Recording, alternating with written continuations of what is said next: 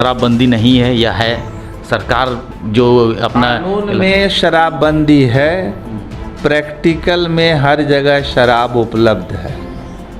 आप इस बात को मान रहे हैं? बिल्कुल मान रहे हैं और ईमानदारी।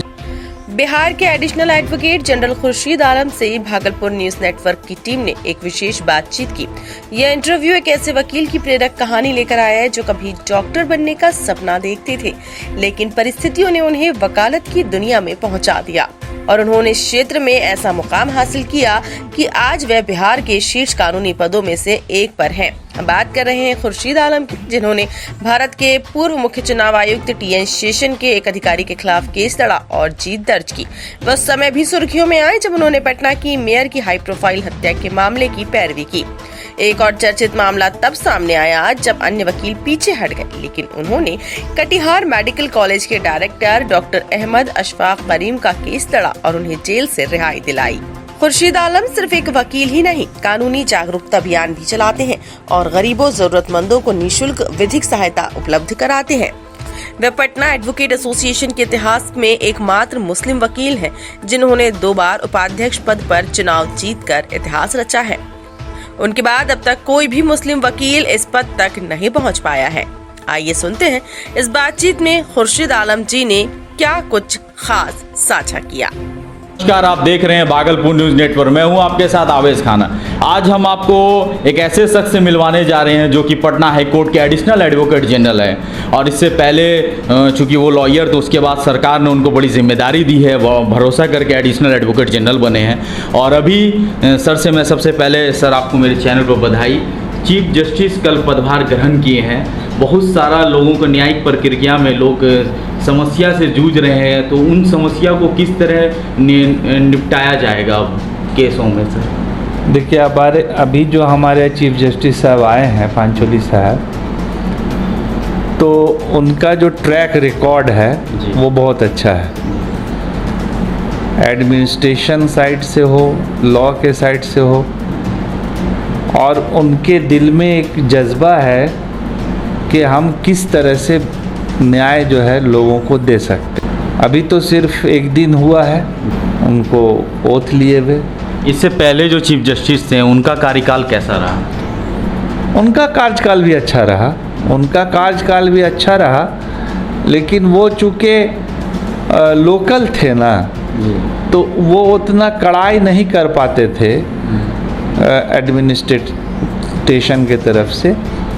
तो लेकिन जहाँ तक उनका भी ख्वाहिश रहता था कि हम कितना ज़्यादा जल्दी और लोगों को न्याय दिला सकें। लेकिन ये जो अभी हमारे चीफ जस्टिस साहब आए हैं गुजरात से, इनका जो हम लोगों ने लिया है फीडबैक, तो ये काफ़ी, और बहुत दिन से यहाँ हम लोग के एज ए जज भी देख रहे हैं इनको, सेकेंड हाई मतलब जज भी हैं, एडमिनिस्ट्रेटिव जज। तो इनका कार्यकाल हमको लगता है अच्छा रहेगा और बहुत जल्दी लोगों को नज़र आएगा कि हमारे जुडिशरी में जो है कुछ आमूल चूल परिवर्तन होगा। देखिए, बड़ी बात कह दी एडिशनल एडवोकेट जनरल साहब ने, खुर्शीद आलम साहब नाम है इनका, कि अब जो है केसों में बहुत तेज़ी देखी जाएगी और न्याय जल्द से जल्द अब मिलेगा। क्योंकि पीड़ित होते हैं तो बहुत परेशान हो जाते हैं, और इन्होंने जो सजेशन दिया है कि अब जल्द से जल्द उनका हर चीज़ में तेज़ी देखी जाएगी। दूसरा सवाल है मेरा आपसे कि बिहार में जो शराबबंदी है कि या इस पर कुछ सुधार लाने की आवश्यकता है, या आज भी लोग जो कि बिहार शराबबंदी को लेकर के बहुत लोग चिंतित हैं कि शराब हर जगह बिक रहा है, तो इस पे आपका क्या राय है? पुलिस प्रशासन। देखिए, मेरी राय तो एकदम साफ है। एक तो भारत के संविधान में भी है कि शराब को बंद किया जाएगा, लेकिन वो आपको ड्यूटी में नहीं है, फंडामेंटल राइट में नहीं है, लेकिन स्टेट पॉलिसी में वो दिया गया है। ठीक है। दूसरी है कि हम लोग आइडियोलॉजी मानते हैं, गांधी जी को अपना आइडियल मानता है हिंदुस्तान का लोग। तो गांधी जी शराब के हमेशा विरोध रहते थे और उनका था कि शराब के खिलाफ अभियान चलना चाहिए, और इसलिए जहाँ से वो आते थे गुजरात में सबसे पहले शराबबंदी हुई। दूसरा, हम लोग मुसलमान हैं, इस्लाम को मानने वाले हैं, हमारे यहाँ तो सीधा सीधी हराम है, ये तो चलिए अल्पसंख्यक पर है कि ये हराम है, लेकिन और जो धर्म के लोग हैं वो पीते हैं उन पे। हाँ नहीं, हम ये कह रहे हैं हम लोगों के लिए तो हराम है, जी। इसलिए हम लोग तो मान के चलते हैं कि अगर बंदी होती है तो बहुत अच्छी बात है। लेकिन हम आपको फिर बता रहे हैं कि कोई भी काम अगर इंसान करता है उसके नीयत पर मुनहसर करता है। अगर नीयत आपकी शराबबंदी की नहीं है और सिर्फ दिखावे के लिए शराबबंदी आप कर रहे हैं तो वो कभी भी इम्प्लीमेंट नहीं हो सकता। शराबबंदी नहीं है या है, सरकार जो अपना कानून में शराबबंदी है, प्रैक्टिकल में हर जगह शराब उपलब्ध है। आप इस बात को मान रहे हैं? बिल्कुल मान रहे हैं और ईमानदारी से मैं सरकार को सुझाव देना चाहूँगा as a advocate, additional advocate general, कि इस कानून को कड़ाई से पालन कराया जाए। आपको डर नहीं लगता सरकार नीतीश कुमार की है, आप इतना बड़ा बात बोल रहे हैं शराबबंदी को लेकर के, जिस पे सरकार हर तरह से गंभीर है, हर जगह दिशा निर्देश दिया गया कि किसी पर लापरवाही बर्दाश्त नहीं करना, आप इतना बड़ा बात बोल रहे हैं? देखिए, जहाँ तक सवाल है डर का, तो हम तो अल्लाह के सिवा किसी से आज तक डरे ही नहीं। वो सरकार हो या सरकार में ना हो, उससे क्या फ़र्क पड़ रहा है। हम एक हिंदुस्तान के नागरिक हैं, बिहार के निवासी हैं, इसलिए हम जो देखेंगे गलत तो गलत, सही तो सही, उसमें कोई दिक्कत नहीं। इसमें आप सरकार को क्या सुझाव देना चाहते हैं? सरकार को हम सुझाव देना चाहते हैं कि इसको इम्प्लीमेंट सही ढंग से करे और जिस ऑफिसर के एरिया में शराब पकड़ा जाए उस ऑफिसर को बर्खास्त कीजिए सर्विस से। कानून बना दीजिए कि जिसके एरिया में शराब पाया गया उसको सर्विस से निकाल दिया जाएगा, हटा दिया जाएगा, या उसको जिम्मेदारी का पोस्ट नहीं दिया जाएगा। भाई करना पड़ेगा ना। हम लोग के यहाँ, हम देहात के आदमी हैं, हम लोग देहाती बैकग्राउंड से आते हैं। हम लोग के देहात में कहावत है कि नारी शर्म, बनिया नरम और शासन गरम होना चाहिए। देश में सब उल्टा है, शासन नरम, बनिया गरम और नारी में शर्म ख़त्म। इन दिनों बिहार में, खास करके पटना में, अपराध का चरम सीमा पर चढ़ गया है और बिहार के डीजीपी हैं विनय कुमार, और इस तरह लगातार अपराध हो रही है। तो आप क्या कहना चाहते हैं कि क्या इस अपराध को इस तरह जो बढ़ रहा है, पारस हॉस्पिटल में भी वो आप लोगों ने भी देखा, तो इस पर आप क्या सुझाव देना चाहते हैं? देखिए, लॉ एंड ऑर्डर जो है बिगड़ना या ख़राब होना, ये कोई बहुत नई बात नहीं है। दुनिया में हर जगह सबसे ज़्यादा क्राइम अमेरिका में होता है, लेकिन सबसे बड़ी बात यह है कि क्राइम होने के बाद जो एक्यूज़ है, जो मुदाले है, उसको पकड़ा जाना और उस पर जल्द से जल्द कार्रवाई होना। अभी यहाँ जो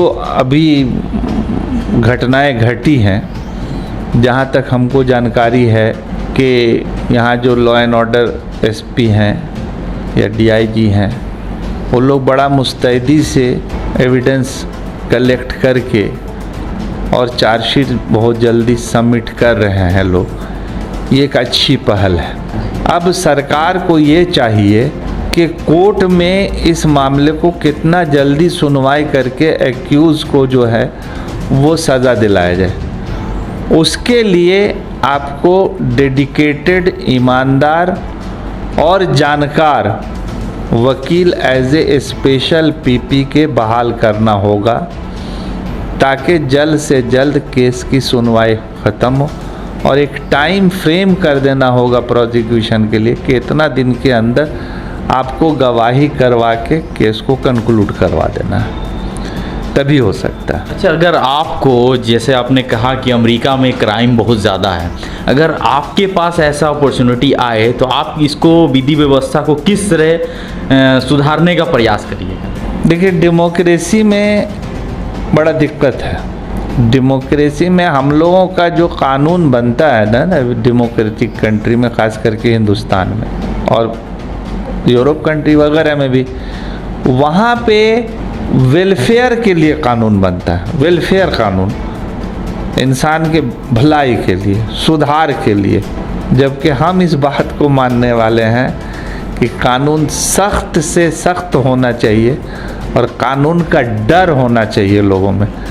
जब तक कानून का डर नहीं पैदा होगा तब तक क्राइम नहीं रुकेगा। तो बिहार में कानून का डर नहीं है?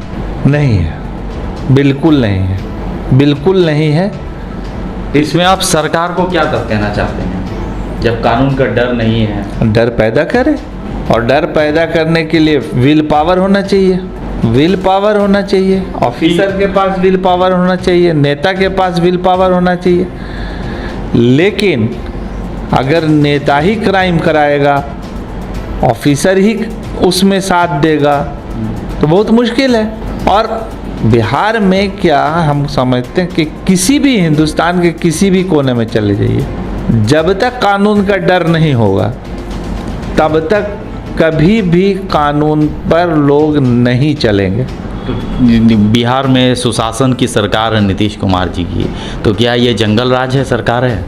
देखिए, इस पर हम कोई टिप्पणी इसलिए नहीं करना चाहते हैं कि हर सरकार के समय में कुछ न कुछ होता रहा है, क्राइम होता है। हम सरकार के किसी भी काम पर उंगली उठाना नहीं चाहते हैं, लेकिन हम सजेशन देना चाहते हैं। एज ए वकील हम बता सकते हैं कि कहाँ पर गड़बड़ी हो रही है। हम लोगों के सामने जो केसेस आ रहे हैं उसमें जो हम लोग देख रहे हैं कि हाँ कहाँ पर कमज़ोरियाँ हैं, कहाँ सुधार किया जा सकता है। अगर सरकार कभी हम लोग से राय लेगी तो हम लोग ज़रूर राय देंगे। आपने सुन लिया, एडिशनल एडवोकेट जनरल साहब थे, सारी बातों को सुना। जो इस वक्त हम जो सच होता है वही खबर दिखाने की कोशिश करते हैं। मैं पटना से आवेश खान।